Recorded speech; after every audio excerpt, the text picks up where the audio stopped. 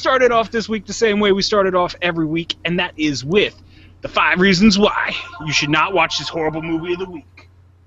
And someone's calling to tell you not to watch it. Great.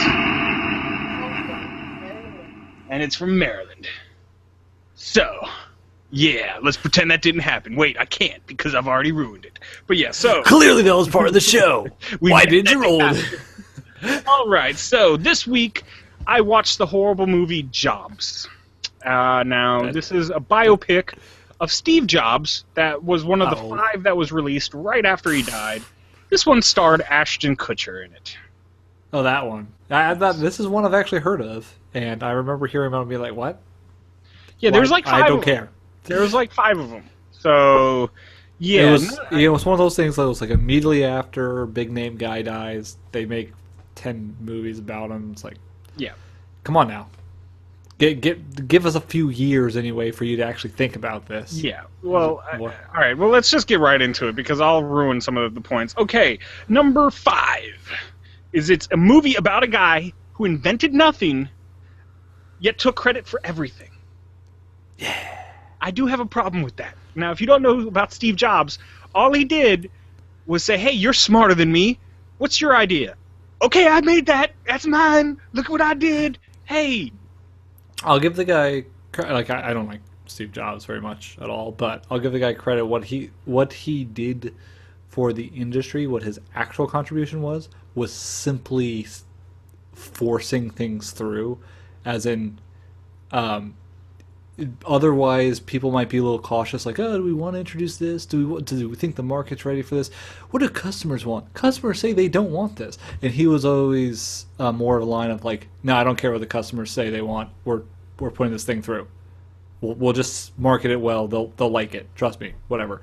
And so he did push things to get, like, even though stuff that was already around, he pushed things more into the limelight by just kind of forcing it down people's throats. Like I said, a guy who invented nothing but took credit for everything. So, yeah, and but he also pushed everything. Like that. Okay, that's his contribution. Okay, push things. All right, good. You pushed things, Steve Jobs. Let's go on to number 4. Now, this is actually something about the movie. Seems like in the beginning they have montages for the sake of having montages in the movie. Usually a montage helps further the story, kind of lets you know, okay, like, oh, okay, he's training now to become a better fighter, or, oh, okay, he's going to school to study to learn something, you know, something that you wouldn't necessarily want to see, but you need to see that it happened at some point. Yeah, they just had a random montage in there, and I was just like watching, like, what do we need a montage at this point for? Like, this is like not furthering the story. Huh? Was it early in the movie? Yeah, it was like in the beginning. They're like, he went to India. Okay. Sweet. Yeah. India. All right. They didn't do a montage of him, like, selling stuff that Steve Wozniak made. Well, that would have been better, but but it's just he takes LSD, and then they do a montage with him going to India. That was it. That makes enough sense, I guess. Sure. Yeah. All right, number 3. And Ashton Kutcher, whereas I don't mind him as an actor, I think he's a very good comedic actor. I think he has very good comedic timing. As more of a serious actor, not so much. He kind of takes... He's tried that a few times now. He's tried. It hasn't worked so well. And he takes an interesting character. I'm not a big fan of Steve Jobs, if you couldn't tell. But it is an interesting story. Like Brendan said, he pushed a lot of things. He was on the edge. You got to give him at least credit for being able to recognize a good idea and steal it for himself. But, yeah, it's an actual interesting story. And through half of the movie, you're just like, what? Ashton Kutcher, you're just not interesting to watch. What are you doing? Stop it. Stop it, Ashton Kutcher. Stop it. That's what I kept thinking, at least. So, I don't know. Did you keep feeling like you wanted to see more about Steve Wozniak? Yeah. Actually, yeah. The whole time I was like... And the guy who played Steve Wozniak I thought was really good, too. It was just like, why isn't Steve Wozniak in this more? Why isn't he in it more? Why is he not in this more? But that's neither here nor there. But let's move it on to number 2. And that is, the movie might be set in the 70s and 80s throughout the majority of it, but it seems like they decided to use like the grainy camera footage that would have been shot back in the 70s and 80s throughout that part. And I guess they were trying to make it like feel authentic, like if somebody was following them around with a camera or something. But it's not what was going on. This movie was made in like 2011, 2012. Do have good cameras. You could have used those. It really kind of just took you out of the movie. It was just like, why? Why do you make this choice? This is a bad production choice. Who is your cinematographer? Yeah, it's not like 70s and 80s film is iconic in any way. It's not like they had the sepia or the noir, black and white look or anything. No one cares about the 70s, 80s fuzzy look. Like, come on. Yeah, it didn't make any sense. Why? Ooh, it's interlaced. Great. Yeah. Great. Yeah. So, and it really just takes you out of the movie. I mean, I'm like, why is it grainy and weird? Like, this is not making sense. I don't understand. Why? And anything that takes you out of the movie, in my book, is a bad thing. You're supposed to be. Movies are supposed to immerse you for the hour and a half, 2 hours, and you're supposed to feel transported to another place, not, constantly hitting the face back into your own reality. It's like, wait, if I could do this, why would I want to watch this movie? I'd just do anything else, But nah, that's neither here nor there. All right, so number 1. I'm just curious who wrote the source material for this movie. Or where they got the source material, and then who wrote it, because they seem to skip over a lot of things and just make up things. Like, they were talking about how he was doing the Macintosh, how he developed the Macintosh, and somehow the mouse just pops up, and this Windows operating system just kind of pops up out of nowhere, and they don't let you know that, hey, they didn't invent that, they stole that from Xerox. They didn't think of that. The Xerox was like, hey, come over here and look at our stuff. And they're like, okay, cool. Oh, we want to do that. We're going to do that now. So it almost made it seem like, oh, Steve Jobs made the mouse. He invented the mouse. He invented the window. No, he didn't. No. Well, the mouse was invented in, the 60s, actually. That's one of those things that's, had been around forever. And but nobody had he started integrated pushing into computers. They had it, just they weren't doing it on consumer, your personal computer that you might give to you have in your house. But didn't he get that big idea from Xerox? Probably. Xerox did so much stuff with computers, it's insane. Xerox is stupid for letting it all get away. That's they're like, hey, you know what? We're a printer company. Why are we making all these processors and personal computer components and things like that? That's not going to go anywhere. Let's go back to printers.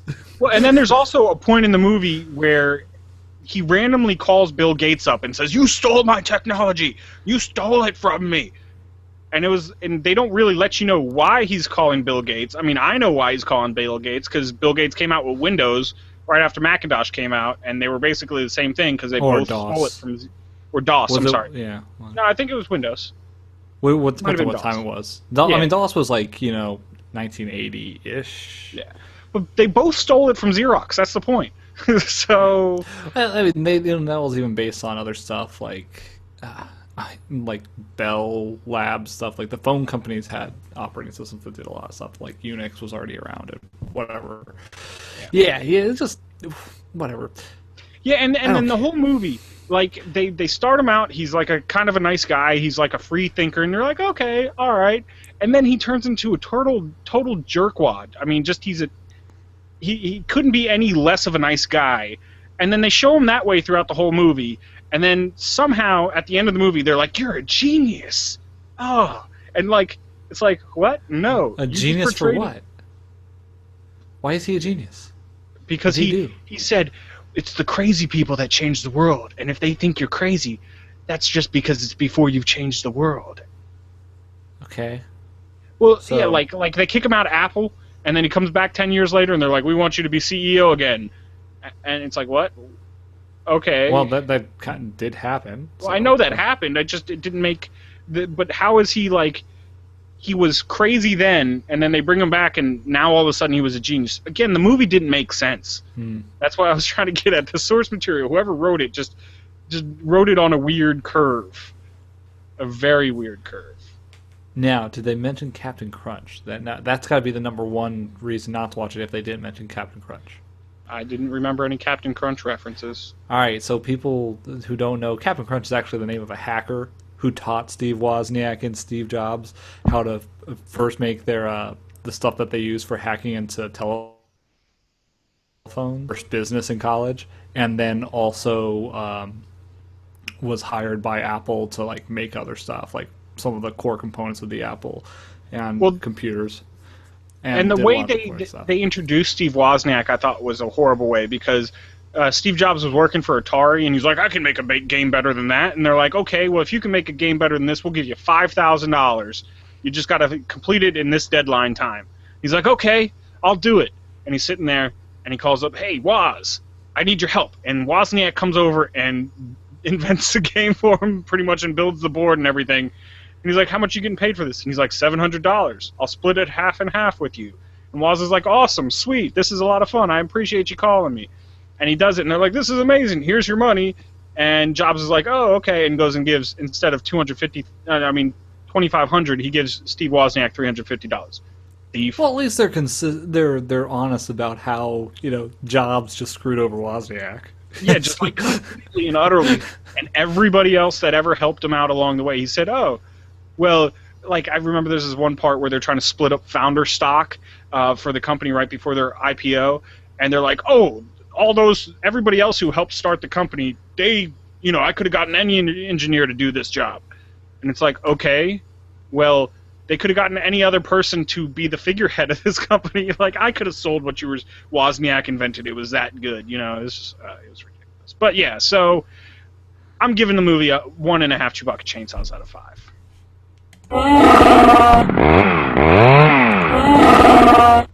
So if you ever see it's Steve Jobs' face pretty much, but Ashton Kutcher dressed like him, and like rainbows on the front, just run away from it. Just if you see anything that looks like Steve Jobs, just don't bother. Yeah. So, but okay. So let's purge that out of our memories, pretend like I never saw it, and let's talk about.